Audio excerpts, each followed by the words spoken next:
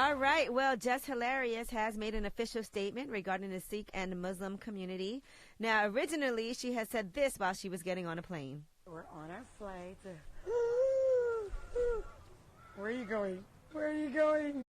She spotted some men wearing turbans, and it just led to a whole lot more that happened after that. If you're not scared of Nick Cannon in a turban, you shouldn't be scared of those men in the turban. Right. Okay? So she was very defensive at first when people came at her, but here is what she is saying now. She made an official statement which she read on her Instagram page, and she read this from her phone. Sadly, I had no knowledge of the tragedy in New Zealand until after my video, which doesn't in any way excuse my behavior. I already know that. I'm sorry to the Sikhs. I'm sorry to the Muslim.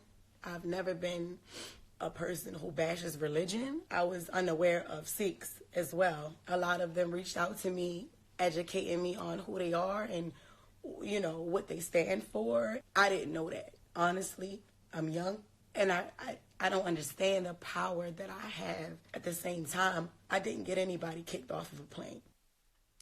Look, Jess is dead wrong, and she knows it, but I still think we have to get to the root of the prejudice, the root of the Islamophobia, because American media does a lot of fear-mongering when it comes to Muslims and Islam, and some people buy into that. And it's just important to realize that just because you're Muslim, that does not mean that you're a terrorist in any way. As a matter of fact, Muslims hate terrorists. Well, that's just like anyone else does. That's why it's up for people to change the perception and the narrative, because American media does a great job of fear-mongering when it comes to Muslims. All right, now let's talk about Fire. I know you guys love talking about this Fire documentary that was on Netflix. Well, now they're actually going to be auctioning off real Fire Festival branded T-shirts, sweatpants, sweatshirts, hats, wristbands, and medallions, all kinds of things that were in their New York office. The boxes of items were turned over by Billy McFarland's attorney while he's sitting in jail, and the money from the sale is going to go back to the victims. So they're saying you can buy things like the priciest thing is a Fire Festival wristband. That bid starts at $1,000. You can actually get a Fire Festival hat for $600. That's a lot. I actually have a Fire Festival hat. Do you? Yeah, I do. Oh. But, yeah. All right. How much is Firehead from Andy, though? That's what people really want to know. You said you want what? They ain't put that price out there. Oh, my God. We got to get Andy up here. All right, now let's discuss Trina and Trick Daddy. They were on Love and Hip Hop Miami yesterday, and the reunion as well.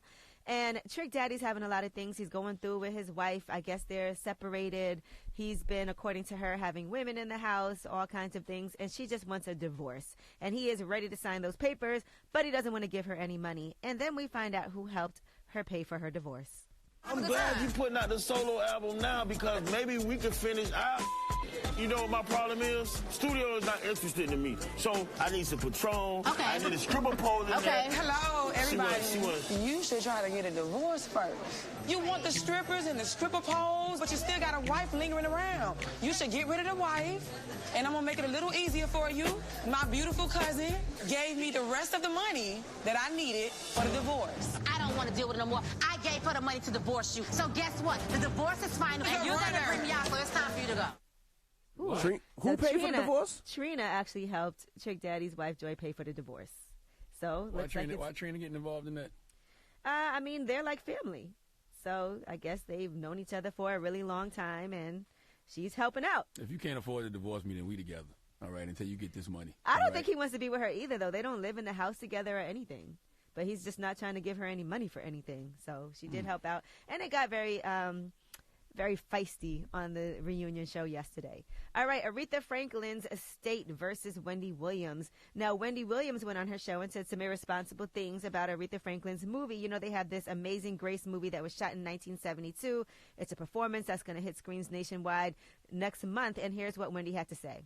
There's this new movie that Aretha never wanted any of us to see, but it's finally going to hit the big screen. Literally, this is footage from the documentary. If you're looking for more camera shots, you're not going to get it. Now, you know, Miss Franklin, she was very into her showgirl glamour and stuff. This is just regular makeup for her. Where, you know, she would want the pressed hair and the done lashes and a good outfit and her background people to be fabulous. This is done, you guys, this is a one-camera shot. They want you to go to the movies to see this. Well, the estate of Aretha Franklin has fired back. They said that Originally, Franklin had initially imposed an injunction on Amazing Grace. Her objections had nothing to do with its quality. Negotiations were incomplete at the time of her death, according to their statement, and they felt like it was irresponsible that Wendy Williams was saying these things that they said just aren't true. They also said 1972 was the era of Black power and Black is beautiful. In her short, natural hair and simple makeup, Miss Franklin was in step with the times and appropriate to the occasion. There was no showgirl glamour, no pressed hair, and no eyelashes, the lack of which Wendy Williams ridiculed on her program. Now, here's what else Wendy Williams had to say. Miss Franklin, she had her family surrounding her. You know, her son was her manager, and her niece was, you know, head of security. And that's a great thing because it really does make you feel coddled and at home when you're on the road. On the other hand, when you don't have real professional people doing real professional things for you, sometimes you lose out. When Miss Franklin passed away, it was no secret that the finances were a mess. And I would imagine that now the bill collectors are like, okay, rest in peace, Aretha Franklin, but we still need our money for this. Well, the family has responded to that also. Now, what they are saying to that, they said it's through the approval of the estate and the efforts of the film's producers that it's finally being seen. The public rollout for The Amazing Grace, which includes screenings at African-American museums and Black churches this month, has received support from African-American pastors and fans across the country. And while Franklin had initially imposed that injunction, again, that was only because negotiations were incomplete at the time of her death. So they're saying that they are not having issues with finances and basically just stop lying.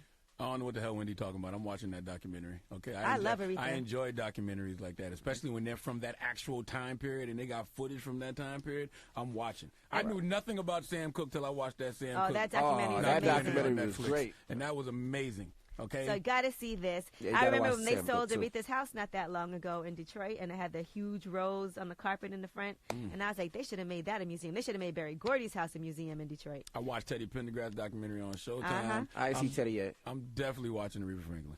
All right, I'm Angela Yee, and that is your Rumor Report. All right, thank you, Miss Yee. Charlamagne. Yes. Who you giving that donkey to? You know, I need Rich Dollars to come to the front of the congregation. We'd like to have a word with him. And notice I did not.